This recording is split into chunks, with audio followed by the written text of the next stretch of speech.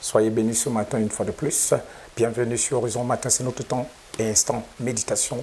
C'est le missionnaire pasteur Charles Aouna de la Mevipac Mission Vie et Paix du Cameroun, à la suite de notre message sur la guérison divine, celle de l'âme et de la restauration de l'homme qui passe par la réconciliation avec Dieu, parce que nous sommes issus de lui et nous avions une dimension spirituelle que nous devons plus considérer que celle qui est physique ou charnelle. Dans le livre de Luc chapitre 4 au verset 18 que je vais lire, ça ce sont les propos du Seigneur Jésus dans la synagogue au temple, dans le temple, qui reprenait Ésaïe. En fait, il est écrit: l'Esprit du Seigneur est sur moi parce qu'il m'a oint pour guérir ceux qui ont le cœur brisé, pour annoncer la bonne nouvelle aux pauvres, et m'a envoyé pour proclamer aux captifs la délivrance, aux aveugles le recouvrement de la vue, pour renvoyer libres les opprimés, pour proclamer une année de grâce du Seigneur. L'Esprit du Seigneur est sur moi parce qu'il m'a oint pour guérir ceux qui ont le cœur brisé. Nous savions que le cœur, c'est un organe.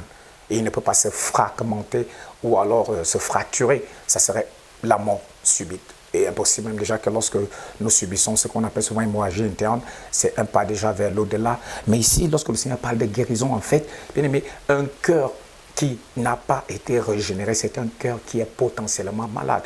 On parle souvent de burn-out, on parle de guérison émotionnelle, de maladie émotionnelle, on parle de frustration, on parle de rancœur, on parle souvent de toutes sortes de haine. Ça, ce sont les fruits, en fait, de la maladie spirituelle dont le péché est entraîné dans la vie de l'homme. Il y a plusieurs personnes qui sont rejetées à cause du rejet. Il y a des personnes qui ont été très maltraitées dès la petite enfance. Il y a des personnes qui ont été exclues. Il y a des personnes qui ont subi toutes sortes d'injustices. Il y a même d'autres, en fait, qui, parce qu'elles ne se retrouvent pas dans la société, où elles n'ont pas un rôle important, où elles n'arrivent pas à obtenir ce qu'elles désirent, elles tombent, en fait, sous toutes sortes de travers. Et le cœur de l'homme étant méchant et torturé par-dessus tout. C'est là où tout commence. Donc, mon exhortation ce matin, c'est de recevoir premièrement l'évangile, d'être en paix et réconcilié avec le Seigneur Jésus. Parce que la bonne nouvelle qui est annoncé, et dont je vous annonce, et qui a été annoncé, et qui le sera toujours jusqu'à ce que l'Église soit enlevée à la fin de ce monde, ce n'est pas celle qui vous octroie facilement ou uniquement des choses extérieures. C'est celle qui vient d'abord guérir votre âme intérieure,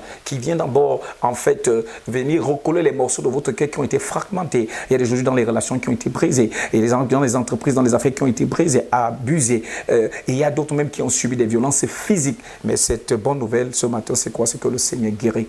Venez tout simplement à lui, recevez-le, et des temps de rafraîchissement viendront par l'Esprit qui va vous consoler et sûrement vous accorder toutes sortes de réconfort. Que le Seigneur vous bénisse.